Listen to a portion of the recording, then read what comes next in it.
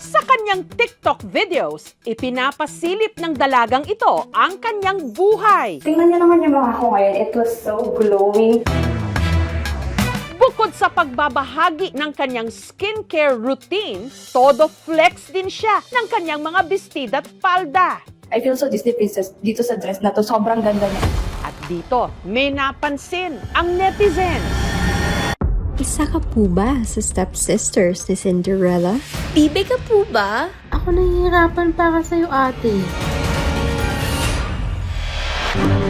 Sa tuwing siya kasi ay nakatalikod o hindi kaya nakatagilid, agaw pansin ang hubog ng nakausli niyang puwet at balakang. Mukhang may padding. I think nagpagawa po siya ng kwet niya po. Natural ba ang kanyang hubog o may ibang sikreto sa likod nito?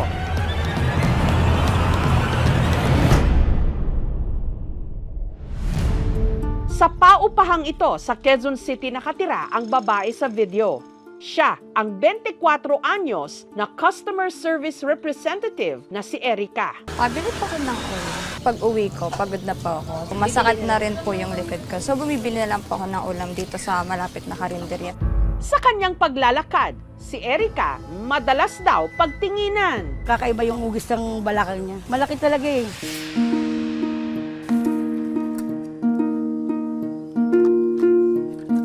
Pag matagal na po ako naghuhugas, medyo sumasakit po yung legs ko. Tinataas ko po yung legs ko para lang di po siya nangangawit. Lagi na po akong nakatingkayan. Kapag binababa ko siya, medyo uncomfortable kasi lalong bumababa yung katawan ko.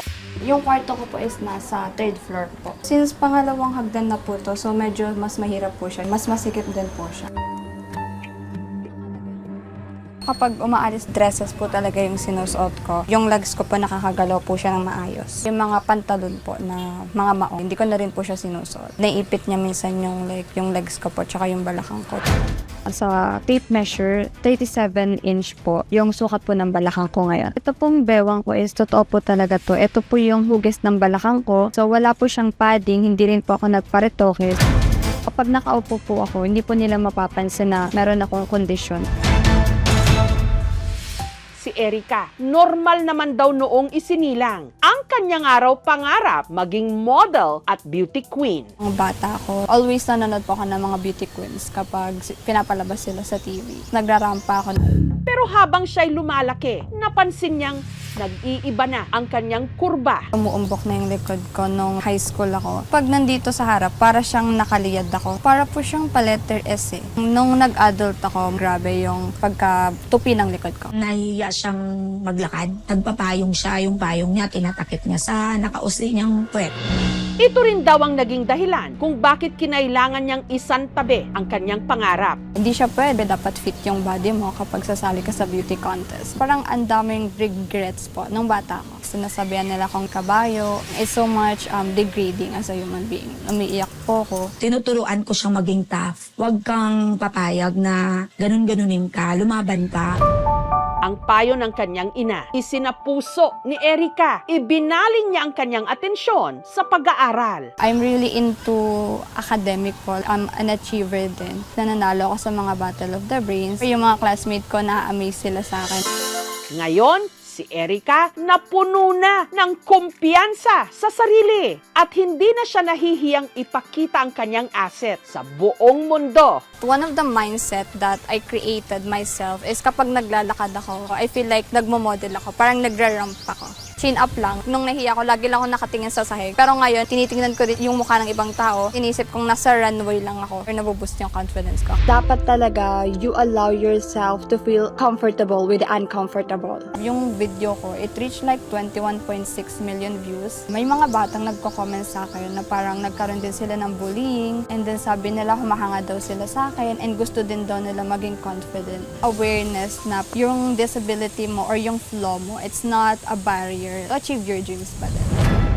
Pero bakit nga ba umusli ang kanyang balakang? May hinala ang kanyang ina. 5 years old na siya. Nanguha ng kamote po. Aksidente po siyang natuso sa shrub. Pag lumakad pa ika-ika, na split po siya dahil humabol siya sa lolo niya. Kaya na-dislocate yung buto niya sa pelvis. Tapos pinahilot. Mula noon, nahirapan na raw si Erica maglakad. Nung nakumpay na siya, ang nangyari, TB sa buto. Nawaan daw ako ng tuberculosis ng grandparents ko. Tapos, bumaba po siya dito sa may balakang ko. Hindi pa po namin siya napapa-follow up check. Tight din kami sa budget eh. Minsan di ako nakakatulog pag naisip ko siya. Pero hindi ko naman napakita sa kanya. Paano kung like isang araw, hindi na naman ako makalakad? Kaya ipinakonsulta ng aming team si Erica sa isang orthopedic surgeon. Ganto, okay lang, ano? Ayon sa inisyal na pagsusuri, may kondisyon si Erica na tinatawag na hip contracture leading to anterior pelvic tilt and hyperlordosis. Hindi gumagalaw masyado yung right hip niya kumpara dun sa left. Kapag ginagalaw mo yung hip, nagko-compensate yung spine kapag ka binababa or hine-extend yung hip. Pag tumayo siya, naka-fix na yung angle ng paa sa kanang pelvis. Yung pelvis ay umiikot kasama ng paa. Pinakamalaking contribution dito, yung nagkaroon siya ng probably TB arthritis or TB osteomyelitis. Para sa pagtingkaya, meron leg length discrepancy ang tawag. Kung hindi niya tititingkayan, hindi niya maabot yung floor. Meron siya na pain na nararamdaman sa balakang, mabilis mapagod. Maaaring ito yung dahilan. Wala naman pong implication in terms of alarming ba to sa kanyang buhay. Ang pinag-uusapan na lang natin dito is how acceptable the deformity is in her daily life.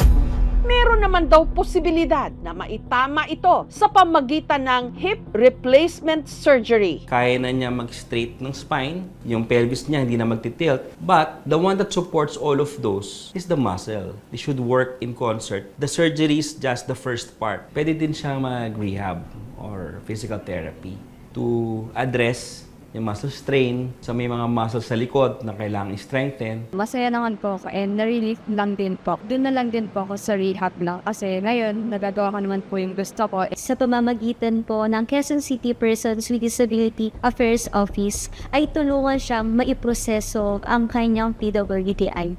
Ipapasok po natin siya sa Social Welfare Assistance.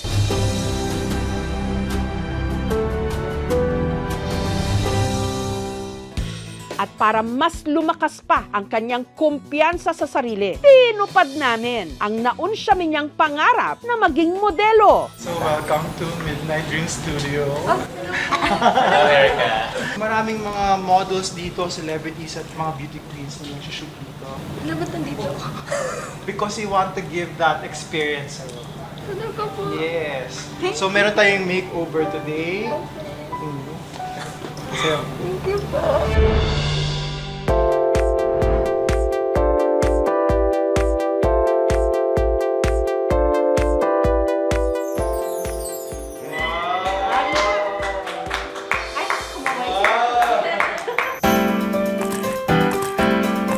Feeling ko pa rin po like nasa cloud nine ako because I'm wearing like a gown para akong like rarampa or like parang magra-runway ka.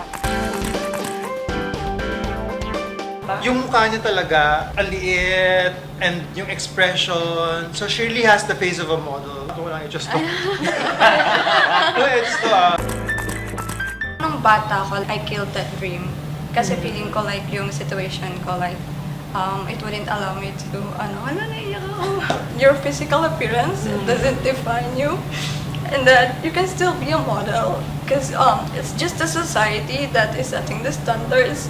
And we all have our own like beauty, and you can just be who you are, and there's the people around you that will support you.